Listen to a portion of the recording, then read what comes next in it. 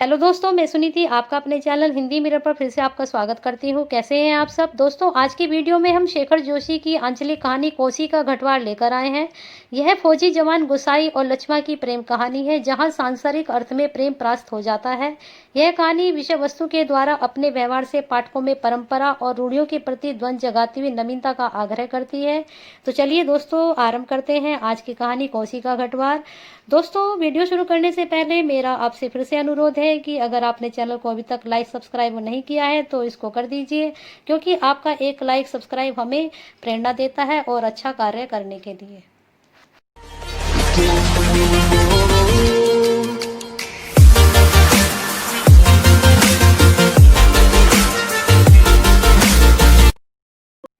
तो चलिए दोस्तों, शुरू करते हैं आज की कहानी कोसी का घटवाड़, जिसके लेखक हैं शेखर जोशी।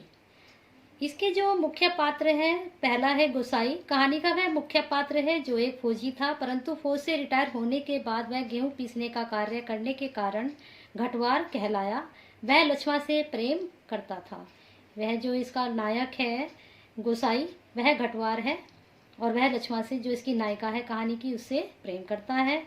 लक्ष्मा गुसाई गांव की एक स्त्री है जो गुसाई से प्रेम करती है, परंतु उसके पिता उसका विवाह राम सिंह फौजी से करवा देते हैं, जो हम कहानी में आगे आगे आपको बताते जाएंगे।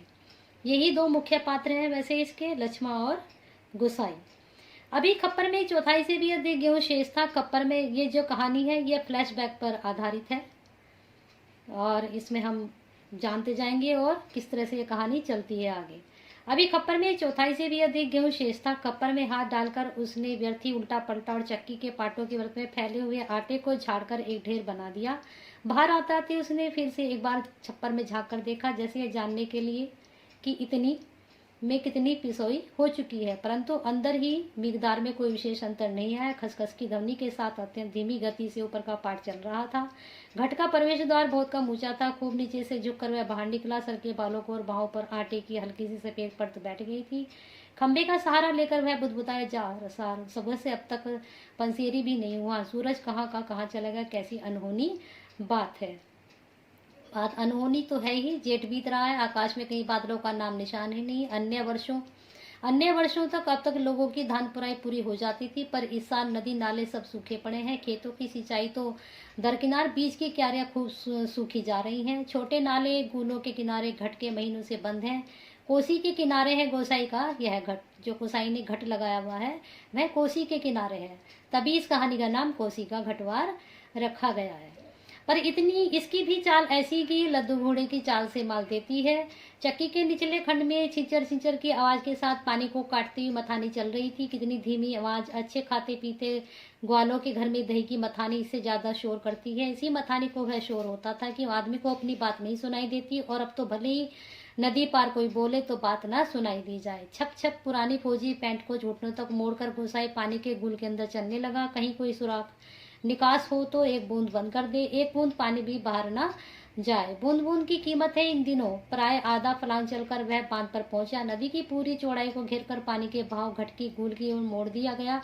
किनारे की मिट्टी घास लेकर उसने बांध में एक दो स्थान पर निकास बंद किया, और फिर गुल के किनारे किनारे चलकर घट पर आ गया। अंदर जाकर उसने फिर पाटों के व्रत में फैले हुए आटे को बुहार कर ढेरी में मिला दिया। खप्पर में अभी थोड़ा बहुत गेहूं शेष था। वह उठकर बाहर आया। दूर रास्ते पर एक आदमी सर पर पिसान रखे उसकी ओर आ रहा था। गुसाई ने उसकी सुविधा का ख्याल कर वहीं से आवाज दी, है हो यहाँ लंबर देर में आएगा, 2 दिन का पिसान अभी जमा है, ऊपर उमद सिंह के घर में देख लो। उस व्यक्ति ने मुड़ने से पहले एक बार और प्रयत्न किया। खूब ऊंचे स्वर में पुकार कर वह बोला, जरूरी है जी, पहले हमारा नंबर नहीं लगा दोगे? गोसाई होटो ही होटो में मुस्कुराए, रसा कैसा चीखता है जैसे घट की आवाज इतनी होगी मैं सुन न सकूं। कुछ कम ऊंची आवाज में उसने हाथ हिलाकर उत्तर दे दिया, यहाँ जरूरी का भी बाप रखा है जी, तो बढ़ चले जाओ। वह आदमी लौट गया। महल की छाव में बैठकर गोसाई ने लकड़ी के जलते कूंदे को खोदकर चिलम सुलगाई। गुड़गुड़ करता धुआं उड़ाता रहा। खसकर चक्की का पाट चलता रहा। किटकिट खप्पर दोनों गिरानों की चिटिया पाट कटाकर रही थी। छिचर छिचर की आवाज के साथ मथानी पानी को काट रही थी, और कहीं आवाज नहीं। कोसी के बहाव में कोई ध्वनि नहीं। चिरैया की भी आवाज नहीं आ रही थी। सूखी नदी के किनारे बैठा गोसाई सोचने लगा, क्यों उस व्यक्ति को लौटा दिया। लौटा तो वह जाता ही घट के अंदर टच पे पड़े निशान थैलों को देखकर 2-4 क्षण बातचीत का आसरा ही हो जाता। कभी गोसाई को अकेलापन काटने को दौड़ता था। सूखी नदी के किनारे वह अकेलापन नहीं, जिंदगी भर साथ देने के लिए जो अकेलापन उसके द्वार पर धरना देकर बैठ गया, वही जिसे अपना कह सके, ऐसा किसी प्राणी उसके स्वर में नहीं था। घुटने तक उठी पुरानी फौजी पैंट के मोड़ को गुसाई ने खोला। गुल में चलते थोड़ा भाग भीग गया था, इस पर गर्मी में उसे भीगी पैंट की शीतलता बड़ी अच्छी लग रही थी। पैंट की सलवटों को ठीक करते करते गुसाई ने हुटिया की नली से मुंह हटाया। बीती बातों को यादों के सोचने लगा। नहीं, याद करने को मन नहीं करता, बहुत पुरानी बातें भूल गया, पर हवलदार साहब की पैंट की बात उसे नहीं भूलती। ऐसी फौजी पैंट पहनकर हवलदार धर्म सिंह आया था, लॉन्ड्री की धुली नोकदार क्रीज वाली पैंट के साथ और भी कितनी स्मृतियां इस संबंध है। इस बार की छुट्टियों की बात, कौन महीना, हाँ बैसाखी था। सर पर क्रॉस खुकरी की क्रेस्ट वाली काली किस्तनुमा टोपी को तिरछा रखकर फौजी वर्दी में पहली बार एनुअल लीव पर घर आया तो चीड़ बन की आग की तरह इधर उधर फैल गई थी। बच्चे बूढ़े सभी उससे मिलने आए थे। नाला पार करके अपने गांव में भैंस के कटिया को खोजने के बहाने दूसरे दिन लक्ष्मा आई थी। फिर गुसाई उससे मिल न सका। गांव के छोकरे ही गुसाई की जान को बवाल हो गए थे। बुढ़े नरसिंह प्रधान उन दिनों ठीक ही कहते थे। आजकल गुसाई को देखकर सोबनिया का लड़का भी अपनी फटी घेर की टोपी को तिरछी पहनने लग गया है। एक दिन बड़ी मुश्किल से मौका मिला था उसे। लक्ष्मा को पात पतेल का बनाकर अकेले जंगल को चल दिया था। गांव की सीमा से बहुत दूर काफल के पेड़ के नीचे गुसाई के घुटने पर सर रखकर लेटी लेटी लक्ष्मा काफल खा रही थी। पके गदराए गहरे लाल लाल काफल खेल खेल में काफलों की छीना झपटी करते गुसाई ने लक्ष्मा की मुट्ठी भींच दी थी। टप टप काफलों को गाढ़ा लाल रस उसके पैंट पर गिर गया था। लक्ष्मा ने कहा, इसे यहीं रख जाना, मेरी पूरी बहा की कुर्ती इसमें से निकल आएगी। वह खिलाकर अपनी बात पर व्यंग पर हंस रही थी। पुरानी बात, क्या कहा था गुसाई ने, याद नहीं पड़ता। तेरे लिए मखमल की कुर्ती ला दूंगा मेरी सिवा, या कुछ ऐसा ही। पर लक्ष्मा को मखमल की कुर्ती किसने पहनाई होगी? पहाड़ी पार के रमुआ ने, तो जो तूरी निशान लेकर उसे ब्याहने आया था, जिसके आगे पीछे भाई बहन नहीं, माई बाप नहीं, पर्दे से बंदूक की नोक पर जान रखने वालों को छोकरी कैसे दे हम? लक्ष्मा के बाप ने कहा था। उसका मन जानने के लिए गुसाई ने टेढ़े तिरछे बात चलवाई थी। उसी साल मंगेशपुर की एक ठंडी उदास शाम को गुसाई की यूनिट के सिपाही किशन ने कार्टर मास्टर इसरो के सामने खड़े खड़े उससे कहा, हमारे गांव के राम सिंह ने जिद की, तभी छुट्टियां बढ़ानी पड़ी। तुम्हारे गांव की नजदीकी लक्ष्मा कुछ ऐसा ही नाम है। गुसाई को याद नहीं पड़ता कौन सा बहाना बनाकर वह किशन सिंह के पास से चला गया। रमडे ने उस दिन हमेशा आधा पैग लेने वाले गुसाई उस दिन पेशी करवाई थी। मलेरिया प्रिकॉशन न करने से अपराध में। सोचते सोचते गुसाई बुदबुदाया, टेंट। गुसाई सोचने लगा, उस साल छुट्टियों में घर से विदा होने से एक दिन पहले मौका निकाल लक्ष्मा से मिला था। गंगनाथ थंजू की कसम, जैसा तुम कहोगे मैं वैसा ही करूंगी। आंखों में आंसू भरकर लक्ष्मा ने कहा था। वर्षों से वह सोचता है कि कभी लक्ष्मा से भेंट होगी तो वह अवश्य कहे कि वह गंगनाथ का जागर लगाकर प्रायश्चित जरूर कर ले। देवी देवताओं की झूठी कस्में खाकर उन्हें नाराज करने से क्या लाभ? देवी देवताओं को झूठी कस्में उसने खाई थी। जब वह उससे मिलती थी तो उसने कहा कि वह जो उसने कस्में खाई थी उनको जागर लगाकर उनको वह दूर करते। गंगानाथ की कसम, जैसा तुम कहोगे मैं वैसे को आंसू भरकर लक्ष्मा ने कहा था। लक्ष्मा से भेंट उसकी काफी समय से नहीं हुई थी। आज इस अकेलेपन में उसको बहुत उसकी याद आ रही थी। चक्की की गुसाई के घट के अंदर चला गया। खप्पर का आवाज समाप्त। खप्पर में एक आने थैले को पलटकर उसने उनका निकास रोकने के लिए काट की चिड़ियों को उलट दिया। किटकिट का स्वर बंद हो गया। वह जल्दी जल्दी आटे के थैले में भरने लगा। घट के अंदर मथानी की चिचर की आवाज से अपेक्षाकृत कम सुनाई दे रही थी। केवल चक्की ऊपर वाले पाट को घिसटती हुई घरघराहट का हल्का धीमा संगीत चल रहा था। तभी गुसाई ने सुना अपनी पीठ के पीछे घट के द्वार पर इस संगीत से मधुर एक नारी का कंठ स्वर, कब बारी आएगी जी? रात की रोटी के लिए भी घर में आटा नहीं है।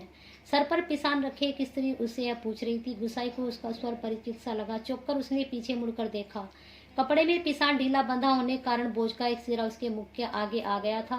गुसाई उसे ठीक से नहीं देख पाया, लेकिन तब भी उसका मन जैसे आशंकित हो उठा।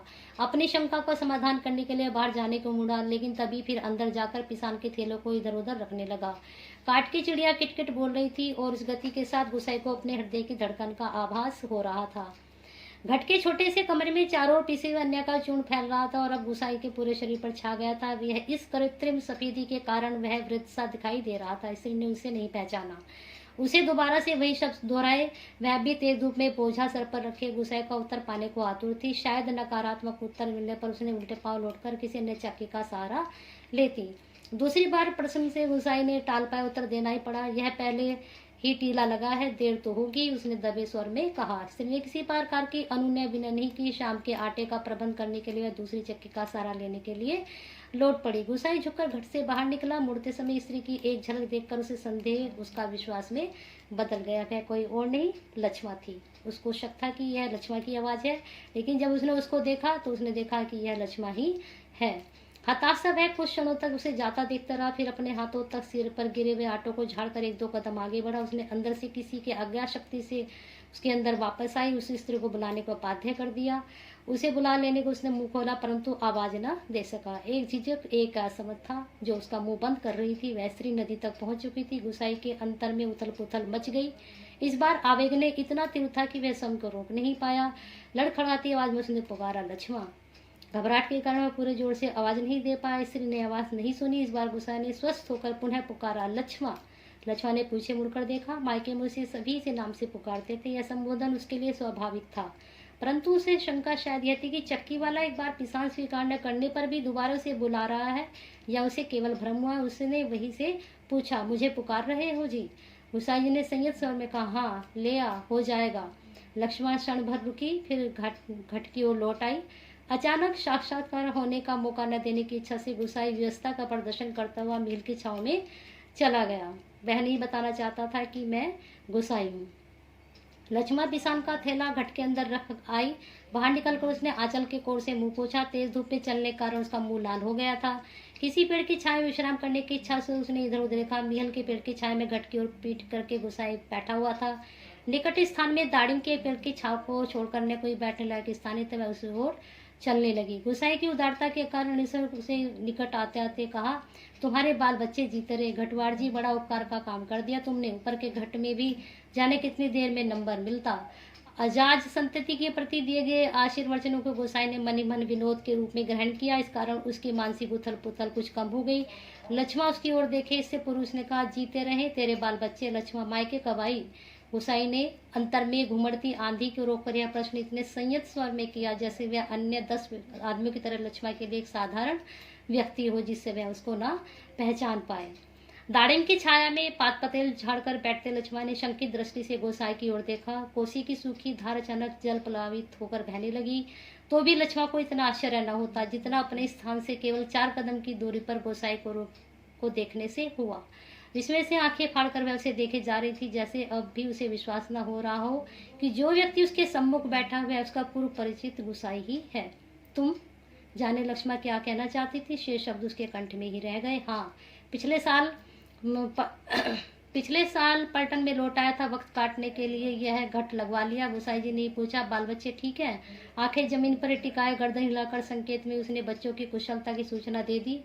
जमीन पर गिरे एक दाड़िम के फूल को हाथों में लेकर लक्ष्मा उसकी पंखुड़ियों को एक एक करके निःशुद्ध तोड़ने लगी। गोसाई पतली सीख लेकर आपको कुरेदता रहा। बातों का क्रम बनाए रखने के लिए गुसाई ने पूछा, तू अभी और कितने दिन मायके ठहरने वाली है? अब लक्ष्मा के लिए अपने रोकना असंभव हो गया। टप टप वैसे नीचा की आंसू गिराने लगी। शिशुओं के साथ उसके उठते गिरते कंधों को गुसाई देखता रहा। उसने यह सूझ रहा था कि इन शब्दों में सहानुभूति प्रकट करे। इतनी देर बाद सहमा गुसाई ध्यान लक्ष्मा के शरीर की ओर गया। उससे गल में चरू सुहा चिन्ह नहीं था। हतपरप सा गुसाई से देखता रह गया। अज्ञानता पर उसे भेद झुंझलाहट हो रही थी। आज अचानक लक्ष्मा से भेंट हो जाने पर वह सब बातों को भूल गया जिन्हें वह कहना चाहता था। लक्ष्मा आंसू पोंछती हुई अपना दुखड़ा रोने लगी। जिसका भगवान नहीं था उसका कोई भी नहीं होता। छुड़ाकर यहाँ माँ की बीमारी में आई थी, वह भी मुझे छोड़कर चली गई। एक अभागा मुझे रोने को रह गया, उसी के लिए जीना पड़ रहा है। नहीं तो पेट पर पत्थर बांधकर कहीं डूब मरती, जंजाल कटता। यहाँ काका काकी के साथ रह रही है? गोसाई ने पूछा। मुश्किल पड़ने पर कोई किसी का नहीं होता जी। बाबा जी की जायदाद पर उनकी आंख लगी। सोचते हैं कहीं मैं हक न जमा लूं। मैंने साफ कह दिया, मुझे किसी का कुछ लेना देना नहीं। जंगल जात का लीसा ढो ढोकर अपनी गुजर कर लूंगी। किसी आंख का कांटा बनकर नहीं रहूंगी। गुसाई ने किसी प्रकार की मौखिक संवेदना नहीं प्रकट की, केवल सहानुभूतिपूर्ण दृष्टि से उसे देखता भर रह गया। दाड़िम के वृक्ष के पीठ टिकाकर लक्ष्मा घुटने मोड़कर बैठी थी। गुसाई सोचने लगा, 15-16 साल की इसकी जिंदगी में अंतर लाने के लिए कम नहीं होते। समय के अंतर लक्ष्मा के चेहरे पर छाप छोड़ गया था, पर उसे लगा उस छाप के नीचे वह आज भी 15 वर्ष पहले की लक्ष्मा को देख रहा है। कितनी तेज धूप है इस साल। लक्ष्मा का स्वर उसके कानों में पड़ा और अचानक उसे चला गया जहाँ लक्ष्मा बैठी थी। दाड़िम की फैली ढकी ढालों से छनकर धूप उसके शरीर पर पड़ रही थी। दोपहर तो बीत चुकी होगी। लक्ष्मण ने प्रश्न किया तो गोसाई का ध्यान टूटा। हाँ, अब तो 2 बजने वाले हैं, उसने कहा। उधर धूप लग रही तो उधर जा छाँव में, कहता गोसाई ने एक जमाई लेकर अपने स्थान से उठ गया। नहीं, यह ही ठीक है, कहकर लक्ष्मण ने गोसाई की ओर देखने लगा, लेकिन वह बात कहने से साथ दूसरी ओर देखने लगा था। घट में कुछ देर पहले डाला हुआ किसान समाप्ति पर था। नंबर पर रखे किसान की जगह उसने जाकर जल्दी जल्दी लक्ष्मण का अनाज खप्पर से खाली कर दिया। धीरे धीरे चलकर गोसाई गुल के किनारे तक गया, अपनी उंगली से भर भर कर पानी पिया, फिर पास ही बंजर घट के अंदर जाकर पीतल और एल्यूमिनियम के कुछ बर्तन लेकर आग के निकट लौट आया। आसपास पड़ी सूखी लकड़ियों को बटोर कर उसने आग सुलगाई। काली पुती बटलों में पानी रखकर जाते जाते लक्ष्मण की मुंह कहकर कहा गया, चाय का टाइम भी हो रहा है, पानी उबल जाए तो पत्ती डाल देना, पुड़िया में पड़ी है।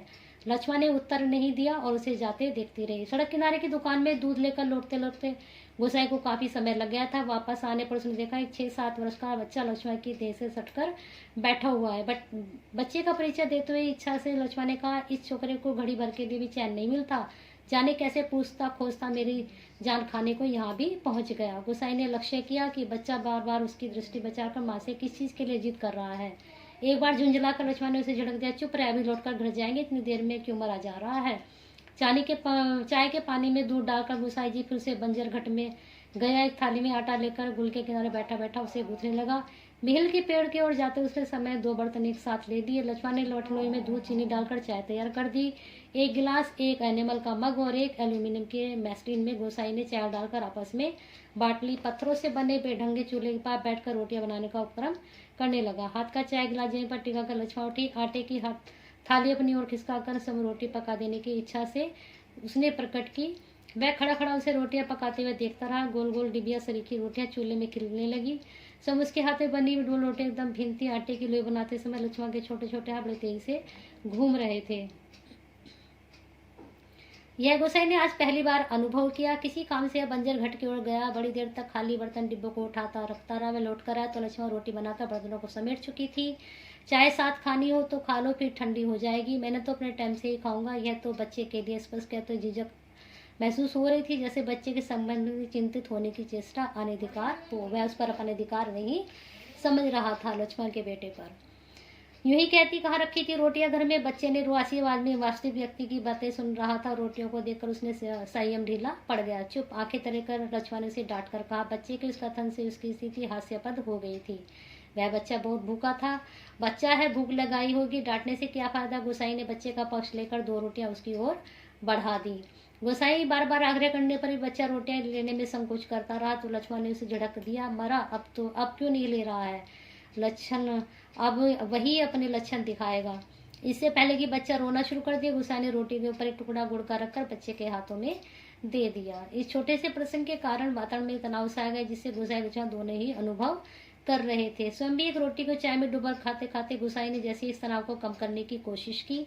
लोग ठीक ही कहते हैं, औरत के हाथ की बनी रोटियों में स्वाद ही दूसरा होता है। कुछ साग सब्जी होती तो बेचारा एक आधी रोटी और खा लेता। गोसाई ने बच्चे की ओर देखकर विवशता प्रकट की। हाथ से अपनी जेब टटोलते गोसाई ने संकोचपूर्ण स्वर में कहा, लक्ष्मण। लक्ष्मण ने जिज्ञासा से उसकी ओर देखा। गोसाई से ने जेब से नोट निकालकर उसकी बढ़ाते हुए कहा, ले, काम चलाने के लिए रख ले, मेरे पास अभी और है, परसों दफ्तर से मनी ऑर्डर आया था। नहीं नहीं जी, काम तो चल ही रहा, मैं इस मतलब थोड़ी कह रही थी, या तो बात चली थी तो मैंने कह दिया, कहकर लक्ष्मण ने सहायता से लेने से इनकार कर दिया। परंतु गोसाई स्तर के बावजूद भी लक्ष्मण अड़ी रही। बच्चे के सर पर हाथ फेरते हुए दार्शनिक गंगनाथ दाहिने रहे तो भले बुरे दिन निभी जाते हैं जी। पेट का क्या, घट के खप्पर की तरह जितना डालो कम हो जाए। अपने पराये प्रेम से हंस बोल दे तो बहुत दिन है काटने के लिए। रुपया लेने के लिए लक्ष्मण ने अधिक आग्रह करने पर उसका साहस नहीं हुआ, पर गहरे असंतोष के कारण बुझा से धीमी चाल से चलकर वहां से हट गया। बांध की ओर जाने से पहले एक बार लक्ष्मण के निकट गया। पिसान पीस जाने की सूचना उसे देकर वापस लौटते हुए ठिठक कर खड़ा हो गया। मन की बात कहने में जैसे उसे झिझक हो रही थी। अटक अटक कर बोला लक्ष्मण। जो उसके मन में चल रहा था अब उसका कहने की हिम्मत नहीं हो रही थी, पर उसने सोचा कि यह मुझे कहना ही पड़ेगा और वह झिझक कर उससे कहने लगा। लक्ष्मण ने सिर उठाकर उसकी ओर देखा। गोसाई की चुपचाप अपनी ओर देखते हुए पाकर उसे संकोच होने लगा। वह जाने क्या कहना चाहता है। इस बात की आशंका से उसके मुंह का रंग अचानक फीका पड़ गया। कभी 4 पैसे जुड़ जाए तो रंगनाथ का जागर लगाकर भूल चूक की माफी मांग लेना। पूत परिवार वालों को देव देवताओं के कोप से बचाते रहना चाहिए। लक्ष्मण की बात सुनने के लिए वह वहां नहीं रुका। पानी तोड़ने वाले खेतिहार से झगड़ा निपटाकर कुछ देर बाद लौटते उसने देखा सामने वाले पहाड़ की पगडंडी पर सिर पर आटा लिए लक्ष्मण अपने बच्चे के साथ धीरे धीरे चली जा रही थी। वह उन्हें पहाड़ी के मोड़ तक पहुंचने के लिए टकटकी बांधे देखता रहा। घट के अंदर काट की चिड़िया अब भी किटकिट की आवाज कर रही थी। चक्की का पाट खिसखिस कर चल रहा था और मथाने की पानी काटने की आवाज आ रही थी और कहीं कोई स्वर नहीं, सब सुनसान, सब निस्तब्ध। तो दोस्तों, इस कहानी में हम कहानी के मुख्य पात्र गोसाई और लक्ष्मण के द्वारा हमने इस कहानी को देखा। दोनों ही पात्र अपनी सीमाएं जानते हैं, इसलिए कहानी में कहीं भी सामाजिक मर्यादा का उल्लंघन नहीं हुआ है। यह कहानी नदी कोसी नदी के घाट पर घटित हुई है। यह कहानी गोसाई के पंचक्की पर लगाई गई थी। उस गांव में काफल का पेड़ और दाड़िम का फूल है। इस प्रकार यह प्राकृतिक परिवेश में रची गई कहानी है। इस प्रकार से हमने इस कहानी को देखा और सुना।